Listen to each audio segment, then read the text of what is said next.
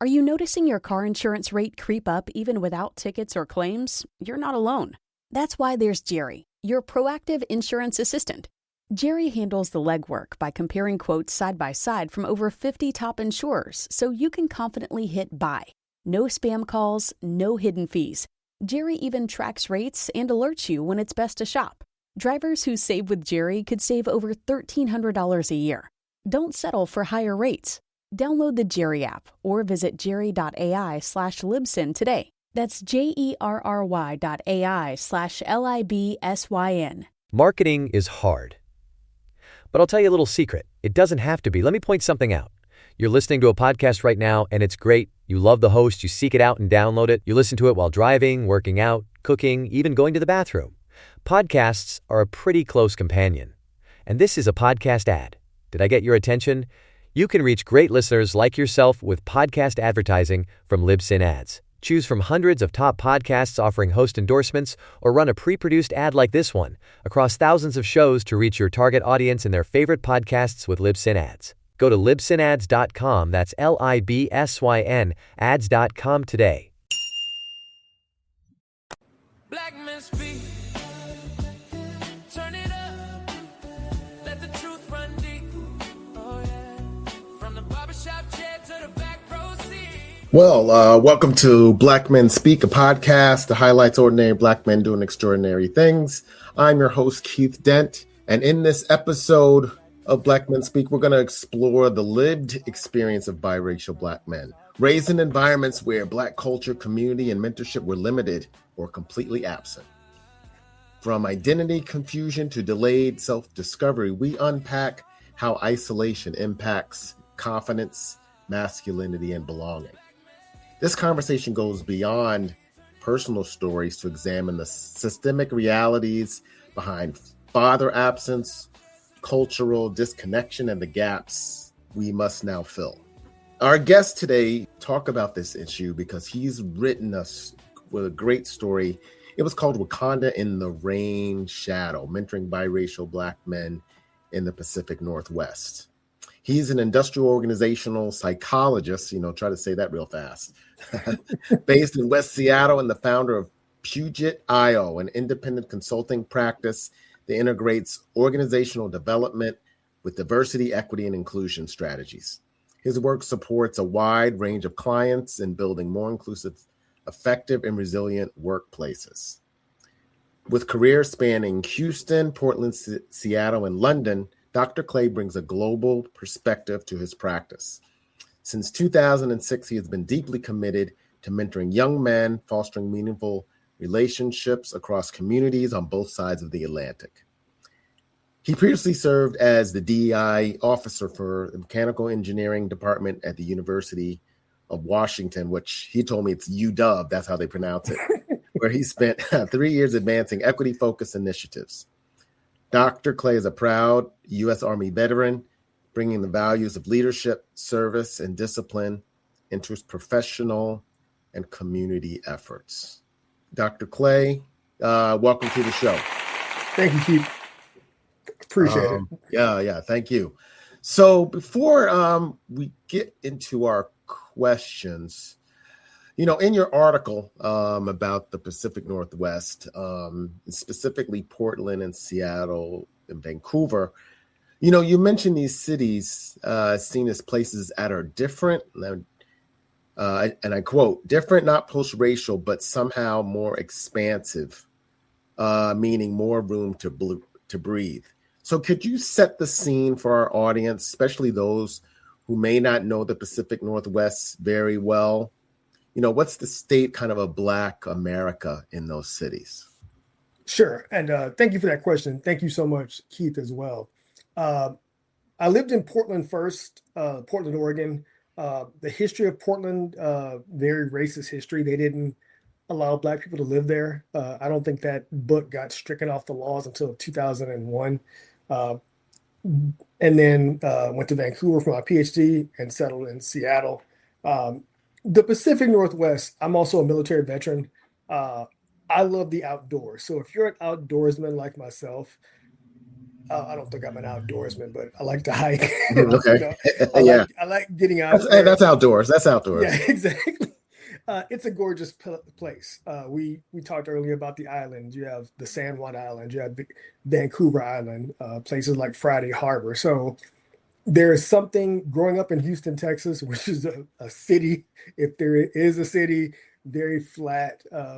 Being able to go out in the woods, there's something psychological about that for me, to where I'm out. Like sometimes when I'm hiking in Victoria, British Columbia, I'm literally out in the middle of nowhere with a buck knife, just in case something goes down with the bear or something. But I think there's a communal aspect to that because, um, there aren't a lot of Black people here either. And so places that I've been before, like I'm trying like not to like be some sort of trailblazer, but for me, there is an openness there. There's an expansiveness there. I'm not saying there isn't racism here because there definitely is in the big cities like Portland, Seattle. I don't really head east of Seattle. Like I don't really go to Spokane and places like that. It's not a knock. It's just that that's not my energy because there's been Mhm. racist incidents that have happened there. Um, but yeah, having lived in Vancouver, British Columbia as well, like I can say that out of these three cities, as a Black man, I've gotten nothing but opportunities. I'm also a Black man, a PhD, veteran, stuff that you mentioned. So when people see me, like, oh, like we're getting a veteran, we're getting XYZ, we're getting someone who can come in and do this. That's why I got the job at University of Washington. So I'm coming in with credentials. Mhm.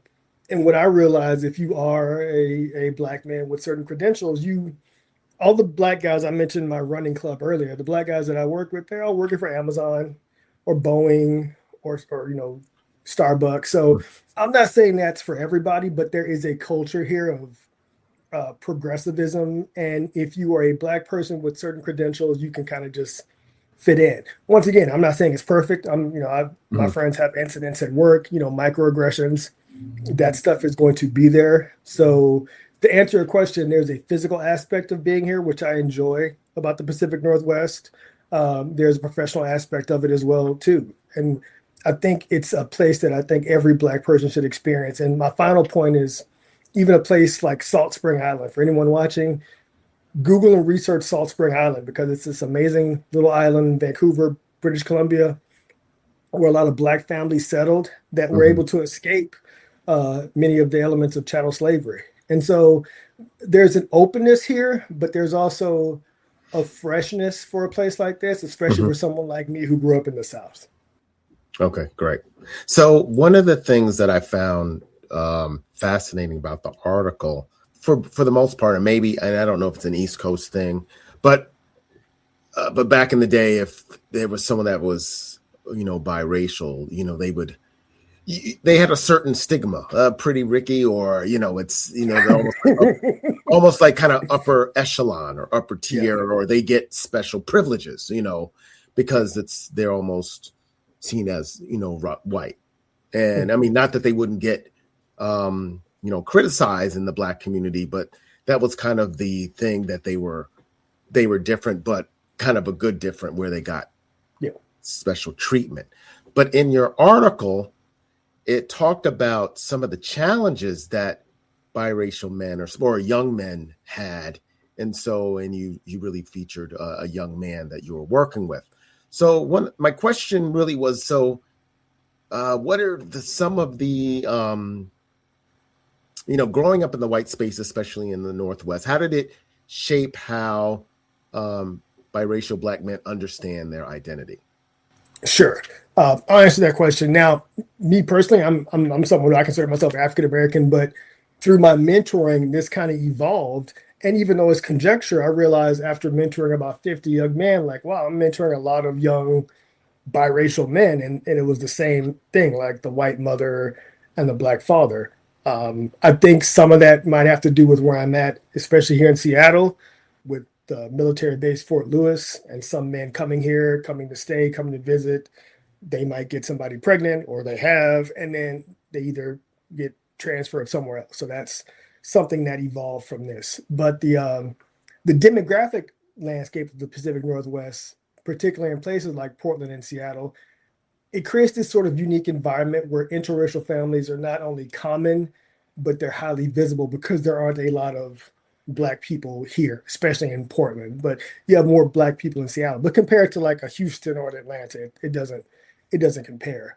And so you have this thing, this sort of visibility paradox where, I have, interracial couple friends in Houston and Austin, and because you have more Black people there, like no one really sort of cares. But in a place here, like it's more conspicuous because you don't have a lot of Black people here in the first place. And so here, like the identity becomes something that you have to figure out, not inherit.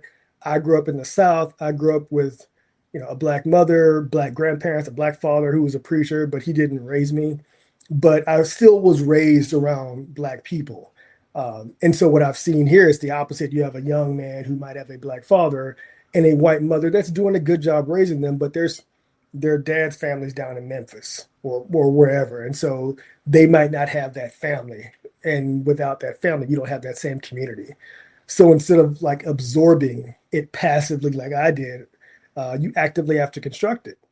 And they're doing that through trial and error. And so they're having to sort of figure things out on their own without like someone like me, or where it's just natural. Like it's just osmosis. That's what Papa does. That's what Mama does. That's what Uncle Ronnie, whatever the case may be. Mm-hmm. And so they're navigating these spaces where socially that they're Black, they've been told they're Black. An incident might have happened that reinforced that. Like not only are you're Black, it's usually something that I've dealt with where it's like you're Black, but also something negative happened to reinforce like, you're not biracial. Your mom might be white, but you're Black. And that's why. And then by the time I get to them, like the trauma points already happened. And now I'm trying to mentor them where they've had to deal with some element of trauma. And they ended up, like somebody reached out to me. Now I'm mentoring this young man. And so the first, element of them being Black was something negative. And that's not a good feeling. Like, and I just like, I grew up like as a little kid, like, went to a Black elementary school. Everything was good. But same thing even happened to me without being biracial. But I remember when I got to middle school, oh, that's when the little, white kids would call me the N-word, et cetera, et cetera. Right. And so it's that sort of these young men that I've been mentoring over the past several years that belonging and trying to they feel, conditional, but not in both worlds. I'm raised by my white mom. I got my white grandparents, but I'm still different. And if I go back to Memphis or wherever to visit my uncles and aunts, I'm cool here, but I'm still like, I got to go back home to Seattle, And so it's just that constant confusion. And so it's like being unsettled in yourself. And so, yeah, I think over time that can shape how their confidence grows, how they grow as young men. And by, like I said, at the time I get to them, I'm trying to like reinforce, like, you're good. Like there's nothing wrong with you. And also trying to sort of pull them out of that trauma space that, you got called the N-word in the third grade. And you're like, wait a minute, I thought I was like everybody else, but you're not like everybody else. Right. So go ahead. So in essence, they felt like aliens, but they didn't even know what an alien was. Exactly. Like they felt like they felt fine because they were just little Jimmy until something happened that reinforced, no, you're little Jimmy, but you're also different. And that difference came through in a negative aspect. Right. And then for the young men that are biracial, their skin color almost was close or similar to the people that he lived with or lived around. So to be called those certain things just because of a skin color, I'm sure was very traumatizing.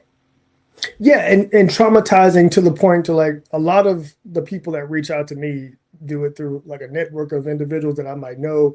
Hey, and I can't say yes to everybody either. Like I live in West Seattle. If Johnny lives up in North Seattle, I'm not driving up there. And it's not to be me. I might meet him through Zoom, but it's just like, and so the mothers are also like trying to like, and most of the mothers I've dealt with, they're trying. They wouldn't have reached out to me unless they weren't trying, but it's like they don't have the tools either to like, how do I help this young man?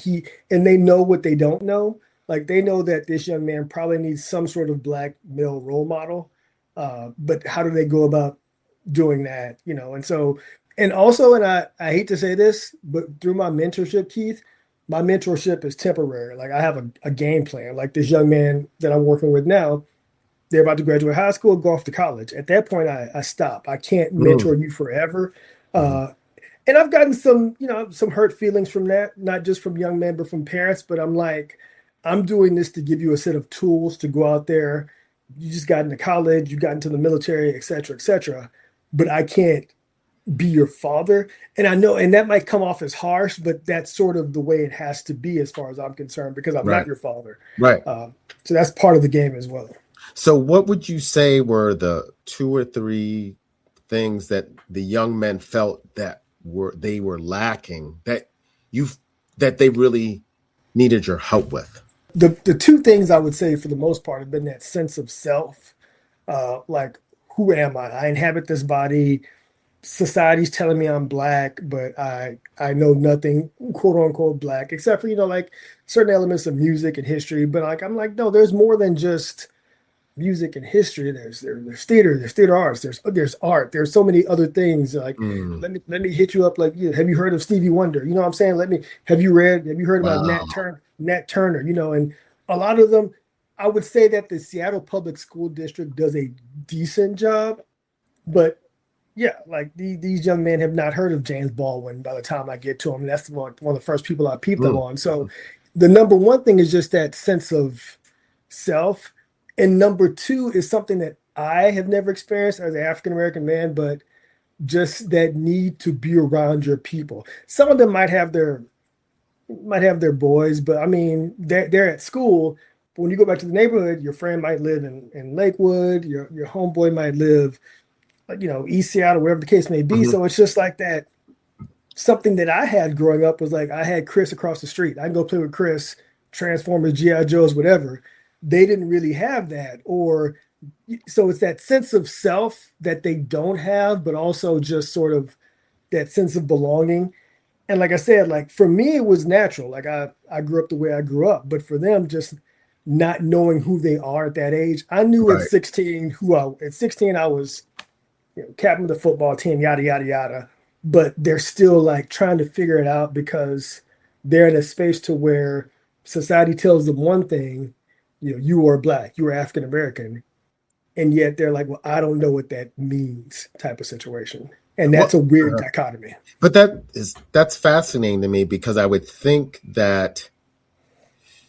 Well, my question would be: is it because now that it's kind of a awakening of that? Yes, I am African American. That they feel they have to gravitate towards that, or does the society or the area in which they're living kind of push them to that? Because now the friends that they've had when they were in elementary school or middle school no longer feel that they could keep them in their circle. And I just find that interesting. Yeah, a lot of it is society, and a lot of it I would think that it's something like President Obama. President Obama was born of a white mother and an African father, but society tells him he's a black male, African American, whatever the case may be. It's that same thing. It's like, you're representing as one thing, but and it's not to like I read Obama's book. There was probably like from what his book said, something about my father. Like there was a lot of confusion there because you're a black man, or you're being told you're a black man being raised by a white mother, but you don't know how to quote unquote be black. And so it's difficult. And even though you can get things from society, those Mhm. same things that you're getting from society can also tear you apart. Like, you're getting like, yeah, you're integrated, you're part of the system, et cetera, et cetera. But, hey, Jimmy, you can't come and tell me, like one young man told me that he went to go visit his friend's grandmother's house one day, and this was here in Seattle, and his grandmother was like, "Well, everybody can come inside except for him." Mm. And he was just like, and not to go into the colorism part, this is a light-skinned, 14-year-old young black man, and I was already mentoring him, but that really threw him off psychologically. He's just like, because that's something you would think about. We might have grew up with like in the in the 80s or 90s. Even though even then I wouldn't say to that extent, but to be told that everybody can come inside except for you, that's something that Oh, that's jarring. Oh, yeah, no, that yeah, messes with you. and Especially he's there with his friends. It's not like he yeah, wasn't invited to come. yeah. And they, and it was his friends that, like I said, this was they, yeah, one of them had their permit and they drove to a certain part of Washington, and so not only is he like jarred, he's being told that he can't come inside the house. Right. So like, what is he gonna do? Is he gonna sleep in the car? Like, so he's just like Mm. all types of confused. And the good thing is his friends were like, cool, like, sorry, grandma, we didn't know you were acting like this. And they drove back from wherever they were to Seattle. But that caused some damage to that young man. And that's another thing I hate to say too, Keith, is that for someone like for us, like I dealt with stuff like that and I was resilient enough to shake it off. Yeah, I grew up in Texas and I had people would say stuff, weird stuff to me growing up, but Oh, same. this really like, yeah, this set him back like months. Like, that lady told me I couldn't come inside. And I'm Serena Williams, and I'm healthier on Ro. I've lost 34 pounds in a year with GLP-1s, diet, and exercise. On Ro, you can access GLP-1 options, including the first FDA-approved GLP-1 pill for weight loss. Go to ro.co/journey to see if you qualify. 14 to 20% average weight loss in 1 year in non-diabetics with obesity or overweight with a weight-related medical condition versus 2.2% to 3.1% in placebo arm. RX only. To stay informed about serious side effects, go to ro.co/safety. and the confusion and the anger and the bitterness and the whole community got around it and kind of, his mother had a talk with the other mother, yada, yada, yada. But yeah, that resilience, that's what I worked with him on. Like, hey, man, you're going to have a thick skin too. Like, you're going to have to realize, like, you can't let this set you back. But once again, my lived experience is different from him. At 14, 15, that was like a hammer to the head. Wow. And and you said the young man you said 16? He was 14 when it happened. 14. Okay, gotcha. But there's so much, I guess, media, and there's so much things they have access to just in general. I just wonder, and maybe, do you feel that because things are so, I guess, not as overt as it used to be, that the kids aren't as resilient as they used to be? Yeah, I think from the ones I've dealt with, and even working at the university, they think that they're tough until something like that happens. Like, especially some of the young men I've mentored to where there was an incident that happened at a basketball game, and some of the young people were like, and once again, this is like the Pacific Northwest. Again, this happened down in Portland. So I'm never going to try to make sure this place is like, this is not a utopia whatsoever. But yeah, it's the same thing. Like an incident at a basketball game where some people were like yelling the N word at him. And yeah, it threw him off. And so, I played football in high school in Texas. I graduated high school in 1995. We used to go to different cities, and yeah, that's something that should, and not saying it was right, but it's like, oh, we're going down to El Campo, Texas. Get ready to get some N words thrown at you. And it was just kind of like, for us, it was like, yeah, it was built into the system, sadly, and we shouldn't have just accepted it. But it was also But growing you up knew it in was the there. 90s. Yeah, it was there. It was, I mean, I grew up, Confederate flags, yada, yada, yada. These young men, and I'm not trying to knock them. That's why I've been doing this for like 20 years on and off. But I do think that this young generation from, say, that was born around, 2011, 2012, the ones that are hitting like 14, 16, and there's like, I'm also a military veteran, so I'm gonna look at everybody a little bit tougher. But like, yeah, like you got to buck up, man. Like you can't let that get you down, or the yeah, you just can't like, or something you see on the internet. This one young man saw something on the internet, and it was like, it really got to him. I'm like, dude, that's not real. I mean, it's real what happened, but you gotta like realize, like, if you're gonna be that soft and not trying to be mean about it or try to be, but yeah, sometimes I have to be Dr. Corey, Mr. Army Corey too. Like, you gotta have some resilience, because if this makes you like this, the world's gonna eat you alive. Right. So, and that kind of leads to my next question. So what role does proximity, or kind of the lack of proximity, to Black fathers and community play in shaping the confidence of these, I guess, young men? Yeah, I think that proximity provides a mirror. Like, you need a template. Like, my template was my grandfather, but that absence definitely creates a question mark. So seeing some sort of Black father figure is going to give you at least a reference point. Like, I am like my grandfather. I am big, goofy, stoic black man. That was my reference point growing up. My grandfather did a good job to step in for my father, born in the 1930s, was in the Air Force, but he saw some stuff. He saw some stuff growing up in Yoakum, Texas. He's like one day I was telling Papa that me and my wife were driving from Houston to Austin, and he was like, "Well, this is about 10 years ago. Be careful, don't get pulled over in such and such town." I'm like, "Well, why are you telling me that?" He's like, "Well, that's a sundown town." I'm like, in his mind, because at this time he was getting older, I'm like, yeah. So some of that stuff he gave me also made me hyper vigilant. So yeah, but being around those different, perspectives, that creates like a feedback loop. Like I'm not my grandfather, but he gave me certain tools. And I think that proximity, like I said, provides a template. And I think having a community, reinforces what one parent can't do alone. My uncle stepped in, my auntie stepped in, my grandparents did an amazing job, and my mother kicked ass too. My mom has two children. We both have PhDs. We're both doing well. And I think that's that sort of proximity of being around Blackness, but also being around Blackness to where I don't like that term tiger mom, but my mom was like, yo, 18, you better be in the military. You better be in college. You ain't gonna be here.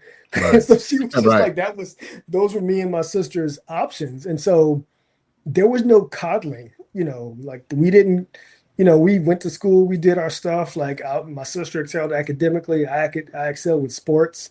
But that community, once again, where we lived at in Richmond, Texas, Rosenberg, Texas, provided a space. And that feedback loop is like, yeah, I'm going to be good because if I'm not good here, Miss Sister maybe gonna tell my mama gonna tell my grandma. So it's like that proximity creates like that, that village that we need. Right. Right. And I think without that proximity, when identity isn't consistent, and that's what I see with a lot of these young men, if that identity of self isn't consistent, it just causes confusion. You have to have that sense of identity, and that builds a sense of self-worth, and then that's how you build your self-esteem. And so, when you mention that proximity, if you don't have that, and that's what I see with these young men, many of them don't have that, or they get it very tangentially to where they're not able to build their self-esteem because, you go to you go visit your dad once a year down in Dallas, for 6 days, then you come back to Seattle, you're only getting. You forget it all. Yeah. You get like you're getting some of the icing off the cake, but you're not getting the cake. And so, right. If you're not around elements of Black excellence, and it doesn't have to be Black excellence, but if you ain't around your people sometimes, like you don't know who you are. Like I know that there are certain places I can go in Houston, Texas. I don't have hair, but I can still go and be with my people.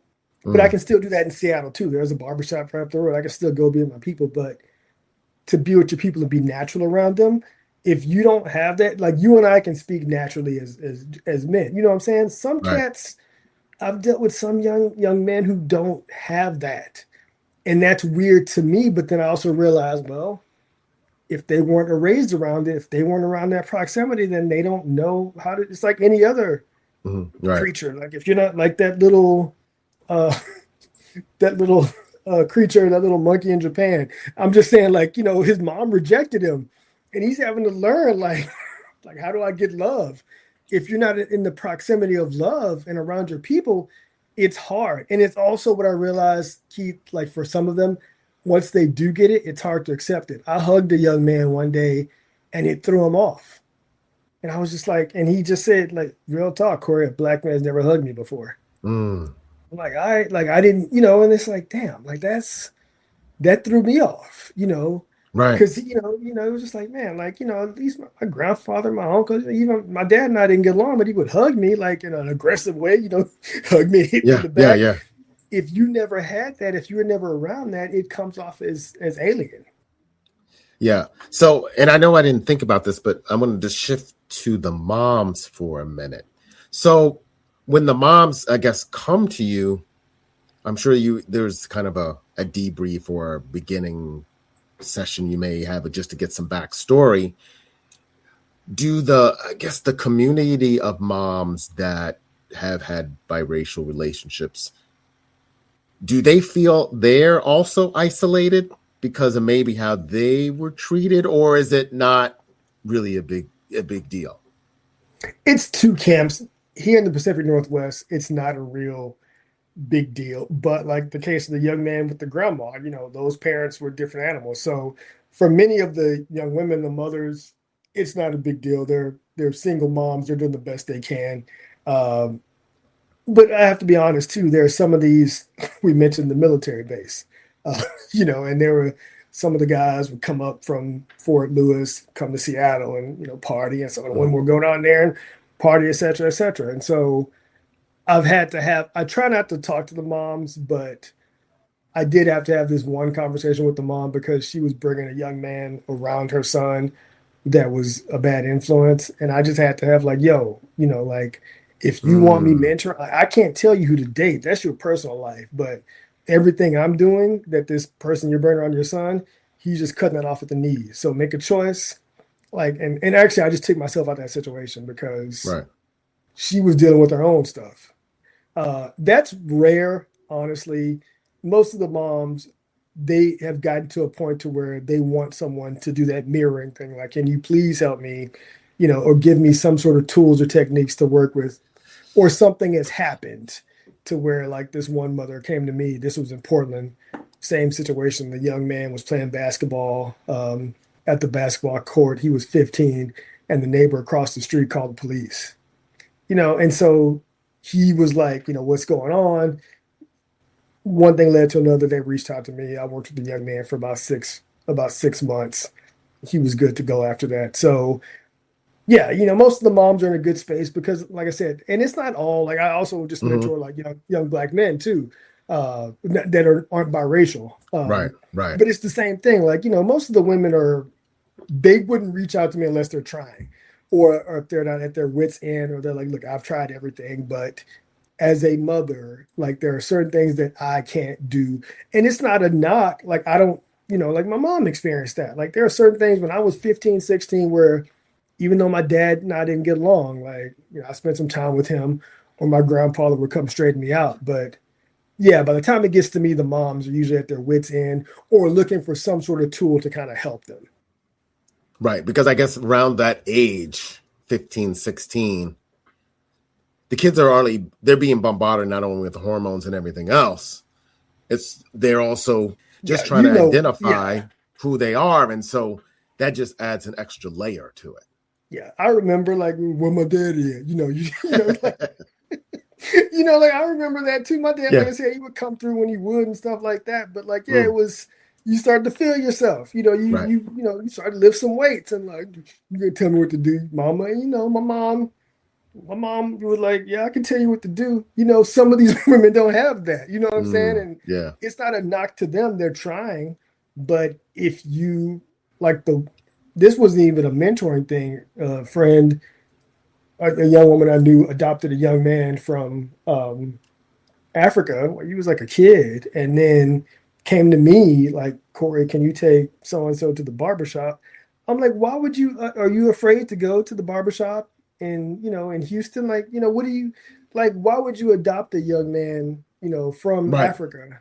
Like, did you think about that? And if you did think about that, so now you're telling him that you're afraid to take him to the barbershop. What do you think is going to happen? Like, we're going to get you? Like, make it make sense to me. Like, and so, and that's one conversation I had with a young woman too. Like, y'all, I'm not here to judge these women. Like, that's not my energy. But I had to, have a conversation with a woman one time when I'm like, look, maybe some of the choices you've made have led to this situation. I'm here to mentor your son. Like, I'm not that type of psychologist. So yeah, like, sometimes it just, I try to like not involve myself with the mothers unless, I don't really, I try to keep a wall between that. Gotcha. Well, you mentioned that also in the article, to mentor young Black men effectively, one must be able to hold the weight of his pain in one hand and the magnitude of his inheritance in the other. So what do you mean by that? And how does mentorship serve as a substitute for the cultural inheritance when traditional community structures aren't present? Yeah. I think for me, that mentorship becomes like the sort of living example of identity. I present myself. And yes, like I'm going to toot my own horn. I'm Dr. Clay. I'm a U.S. Army veteran. I also have no children. I'm financially stable enough to where I can move to London for a year, come back to Seattle, do things like that. And I'm not wealthy, but I'm okay. And so I'm not just like talking smoke. I'm like, if you do X and Y and Z, you will be successful. I'm gonna give you a roadmap. And so I Mm, think a mentor is not just there to give you advice. You need to there's no reason for me to be out there talking to young men if I don't got my stuff together. You know what I'm saying? And so right. that's the one thing, like Absolutely. trying to provide that and try to provide that confidence and that stability. And what is it being grounded look like? If I'm going to say I'm going to be here for you at 3 p.m. every Friday at the coffee shop, I'm going to be here at 3 p.m. What time are you going to get here? 3 p.m. Like, no, you'll be here at 2:50. It's telling young men that, and for the first time, they're like, oh, like, yeah, don't get to someplace on time. You better get here early. So I think it's that cultural inheritance for me of like showing up, being there on time, being professional, but then if you're there, like, tell me what's up. Let me know what's going on. I think it accelerates a sort of cultural fluency and self-understanding because I think mentors, my main goal is to help young men make sense of experience they have yet to process. Like that racism you dealt with, you haven't processed that. Let me tell you what that's Mhm. really about. Let me talk to you about what's going on with that old lady. And also talk to her and talk to him in a way that's like that. I'm in my late 40s, and that was somebody's grandma, but that woman's not much older than me. And she told you that that was racism. That let's not, she was born, I was born in the 70s, she was born in the 60s. So we're not that far apart. That's just so racist. Don't worry about it, and trying to let them know like you need to process this, but understand that you're going to deal with this again. You better have to process it now. And so trying to provide language, context, history, and then turn that sort of confusion and that trauma into clarity. Like, look, you dealt with this. Next time, like, and I hate to say this, next time maybe reach out to your friends. Hey, is your grandma cool with me coming there? Don't just show up like, hey, because everybody Mm, ain't gonna be cool with you. But I think providing that, to answer your question, that providing that consistency where a lot of the systems that we have don't, the school system doesn't, certain neighborhoods might not, but basically like creating that shift and giving you tools to basically understand like the culture that you inherit is being a black man in America. Um, and traditional structures have never really supported us. We've always had to support each other. Um, and sadly, I see less and less of that. Like, I know there are a couple of mentorship areas in Seattle, but to be quite honest, I do this on my own. I don't mhm, get paid for this, but there aren't that many. There are some programs out there, but there's a definite need for this as well. And so over time, I think, trying to just build a foundation of who are you going to be as a young man, create that roadmap, come up with a game plan. What do you want to do? Also, what are your strengths and weaknesses? You want to be a lawyer? I'm like, why? Lawyers make a lot of money. I'm like, yeah, so do engineers. Like, what do you really want to mhm. do? But also, like, I've had some young man do like the strength and weaknesses test. And I had a young man the other day, he signed up for library school. Yeah, I was like, cool. That's what you want. Like, he's like, that's what I want to do. I'm like, that's Wow, awesome. that's great. That's a detour because there are only like I think 500 black male librarians. But I'm like, yeah, that's cool. Be esoteric. Think outside the box. Do some. Also, don't do anything that's not going to give you any type of return on investment. So just basically that cultural inheritance is just like setting up like a game plan and under like letting young men know who you are and what this country can do for you. I left this Mhm. country twice. I went to Canada, I went to London. I still came back Right. because wherever I go, my culture is still going to come with me. And just let him know the same thing. And just, yeah, I think that roadmap is key for many of them because a lot of them don't have that. And I know we're talking, I just find it so shocking.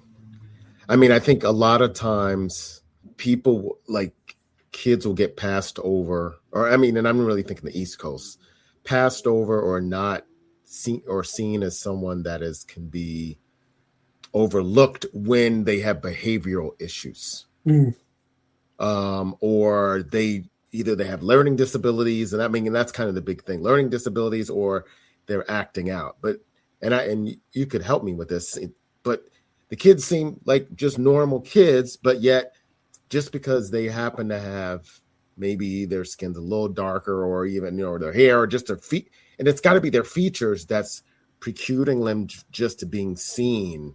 Oh yeah, I've talked to some teachers before too that, would expel or, I don't feel safe around so and so. I'm like, well, why? Like, I mean, that's you. And I dealt with a lot of this in Portland, where the one thing about the Pacific Northwest that really upsets me is that many of the white people have been taught to be colorblind, to like, I don't see race. I'm like, that's so detrimental. Like, you see Mhm. him because the way you act towards him, do not like dehumanize him by like, when you see me, I asked this one, what do you see me when you see me, Miss So and so? You're bald. I'm like, you can't even say black. Just big, Can't even big say, bald. can't even say it. Yeah. Yeah. And that does not help the situation. If you're scared of one of your students because of that, now if the student did something, that's another thing. But I've dealt with some teachers too that, or some other people like, yeah, like, oh, I didn't want to talk to so and so because I was afraid. I'm like, did he give a history of lashing out? Like, deal with your stuff. And there are so many people in the industry of mentoring or teaching that haven't dealt with their own stuff. And I'm saying that as a psychologist, to where, why are you here in the first place? If you're here because you don't have a passion for this, and you don't need to be here. I can't tell you what to do, but get out of the classroom, because whatever you're doing is going to be detrimental. When you accuse this young man of being aggressive, and he didn't really do anything different than the other students, you put a target on his back for the rest of his, at least his academic career. So the teachers, administrators are just, they totally ignore the other side of their family. So they just totally disregard it. So it's not even important. Yeah, they don't. Because the white moms, or I can't say, or white dads, they're there. So they're there. They're the ones that are present, but yeah, they completely disregard that aspect. Yeah, it's something that they've never had the tools to work with, so they don't have the cultural competency to deal with it. Wow. Yeah, totally blows my mind. So,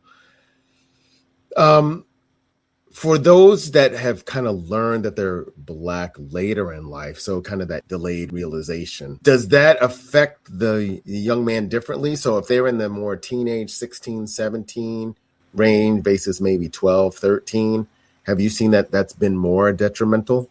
Yeah, because what it happens, it's a psychological shift, not just like a realization.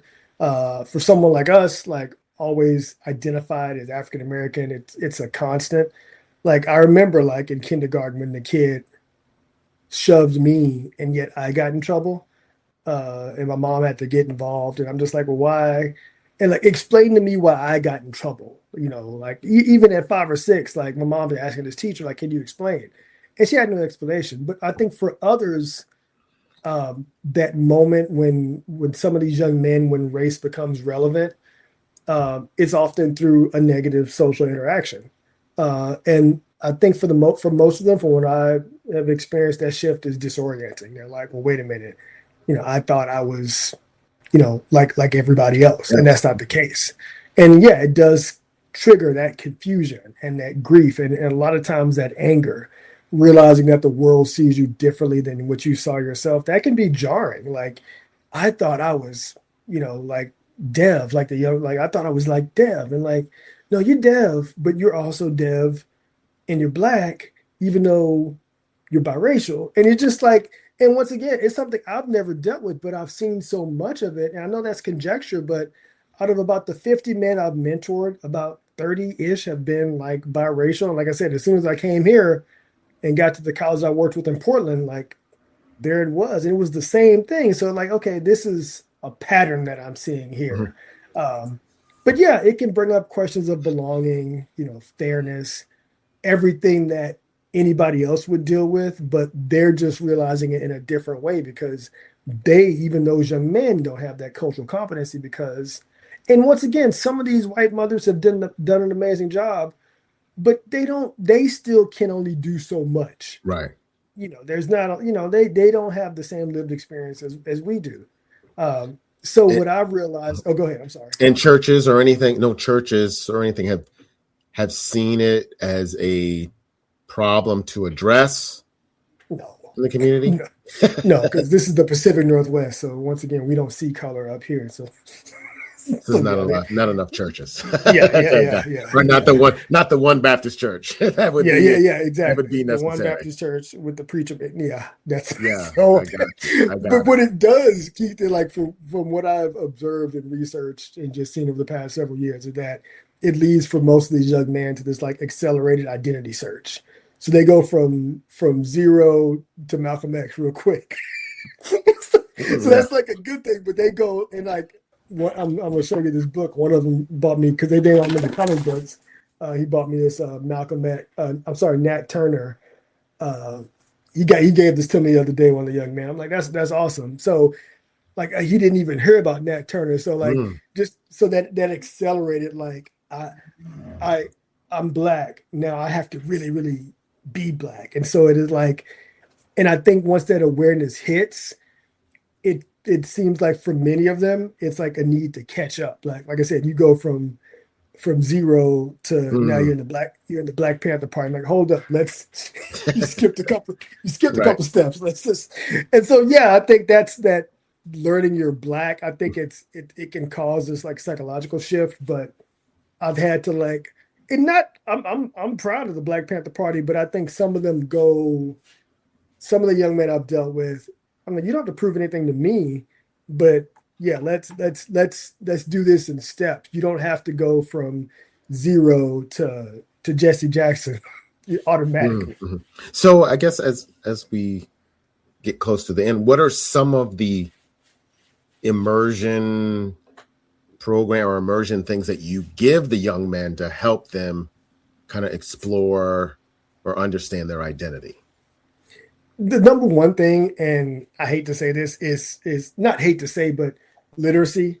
I do use a lot of graphic novels because that's the one thing that, when it comes to the data, only about 10 to 19% of Black eighth grade males are reading above a proficiency level. And that's something that's near and dear to my heart. So even many of the ones that I do, come into my purview are the reason they're academic issues as well.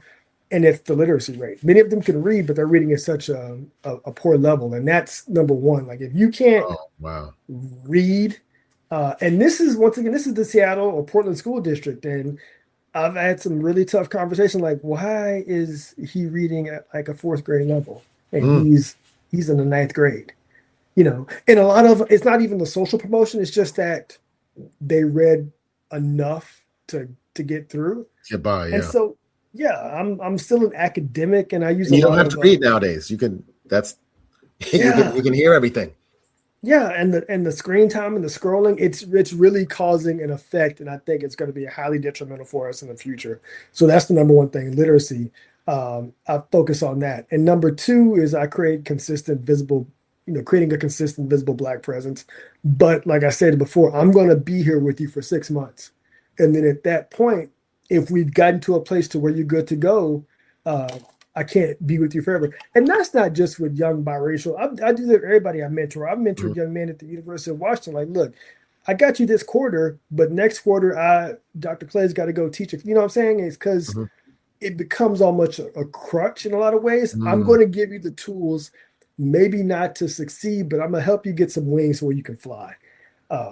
So yeah, I think that representation has to be regular. It has to be present. It's just like any other teacher or mentor. You're with the teacher for like a year and then you move on. I'm doing the same thing. But I'm also realizing too that can cause a lot of hurt feelings sometimes. And I've told a lot of there's a young man that reached out to me a couple of weeks ago who I mentored in 2014. And, like, should I go to grad school? I'm like, who are you? Like I mentored you, like, and then I remembered him, like, oh yeah, I remember you from like Portland, like that's been 13 years ago. He's like, yeah, man, go to grad school. I don't mind talking to you like that, but I'm not, he's like, and then he sent some other messages like, yeah, once you left and moved, I'm like, it's not me being heartless. I'm gonna listen to you and talk to you, but there's some other stuff you probably need to deal with as a man that probably needs some, I would say, mental health or that therapy. Like I can't do that for you. You know what I'm saying? So, but I'm gonna give you some tools. And then the final thing is that we have to design environments, not just moments. And I even fault myself on that. Like, I think having one-off events are powerful, but they're not always transformational. Like even the other day, I wrote about how, a lot of diversity efforts have failed. That's because we had certain elements of like one-off events and this and that. But when you have the American with Disabilities Act, like, yo, you're going to do X, Y, Z and make this long lasting. We're going to put ramps here. When we had Title IX, we're going to do X, Y, Z and build stuff in. If you don't build in any type of sort of capacity with these young men psychologically, and create some sort of like reinforcement mechanism, like I tell them, like, get up in the morning, try to do 100 sit-ups and try to do 100 push-ups. That might seem like, what? That's like something from the military. Yeah, but it's creating a consistency that's going to last with you. And so, yeah, I think the literacy, the consistency, and like I said, designing for the long term, like I still get up in the morning to this day and do my 100 sit-ups and my 100 push-ups. I don't do them as fast as I used to, but okay. It's something that I think has built a consistency in me. And I teach this to young men, like, yeah, you can do that. And they appreciate that. And I think that's the main thing, is like trying to build in consistency, or just not create moments to where, yeah, I had Dr. Corey for 6 weeks. I'm like, yeah, but when you leave here, you're going to do X, you're going to do Y, you're going to still get up and do your push-ups. Like I ain't trying to talk about eating your Wheaties and take your vitamins, but in a way that psychological consistency comes from a lot of physical things that you do as well. And I try to build that into young men. I do get that from the military. Not everybody has that military mindset, but I'm trying to give you some sort of tools to at least try to toughen you up in many ways. Because I've dealt with a lot of young men who are also not tough because, once again, they've been raised by a single mother. And that's not to knock the mothers. It's just that, yeah, I believe in like uncles beating you up every once in a while. You know what I'm saying? Like, yeah, they just didn't have that side. They only had one side. Yeah. And that's, even if, flip it, the dad may be nurturing and the mom's tough, but they, so that kind of thing. Well, this was great stuff. I have to say, this was very enlightening, and I was glad that I happened to see the article, and I was like, this is just things that we just don't, just in the Black community, we may overlook because we feel a certain way. So I was very appreciative of you being on today. So I always like to end with this question. It's always a surprise. And because, you're living in a different perspective, you definitely have a great response. But, we're always doing, like, you're doing a lot of work for others and helping and supporting people who may not always think of ourselves. So as a Black man, how are you feeling? Oh, I feel good. I'm all about the self-care, Keith. Okay. I just got back. Well, I mean, look, you doing 100 push-ups and 100 sit-ups. That's some self-care. You know what I mean? Well, I mean, you mentioned my shirt. At least I know you're healthy. But I'm also a very bougie brother. Like, I had the pedicure today. We're going to the island, going to get a massage tomorrow with the wife. And so, like, yeah, I'm a big fan of that self-care. Okay. But it might not, like, some of those things, cost money, but a lot of my self-care comes from a lot of just like taking time to give yourself space. Like, I like to get up in the morning, go to the coffee shop and read, and that's self-care to me because it keeps me abreast of things. But I'm having just gotten back from London, I'm doing amazing, and maybe that's something else we could probably talk about. Like, yeah, because London was interesting, but now that I'm back, I'm like, I think I made the right choice. Yeah. But I'm happy and I'm settled, and I am happy to be back because I still get to mentor and work with young men. But yeah, brother's ready for a massage tomorrow. So I hear you. Thank you. Yeah. As always, thank you for tuning into Black Men Speak, where we elevate conversations, empower perspectives, and amplify the voices of Black men who are building, leading, and redefining what's possible. If this episode challenged you, inspired you, or gave you something to think about, don't keep it to yourself. Share it with a brother, a sister, a friend, or someone who needs to hear it. And if you want to go deeper, exclusive conversations, behind-the-scenes content, bonus episodes, and direct access to our growing community, join the Black Men Speak Patreon family. That's where the real locker room talk happens. That's where we build. You can support the movement and become a member today by visiting our Patreon page. Every subscription helps us continue telling powerful stories that matter. Until next time, keep speaking truth, keep building legacy, and remember, your voice is power. This is Keith Dent from the Black Men Speak podcast.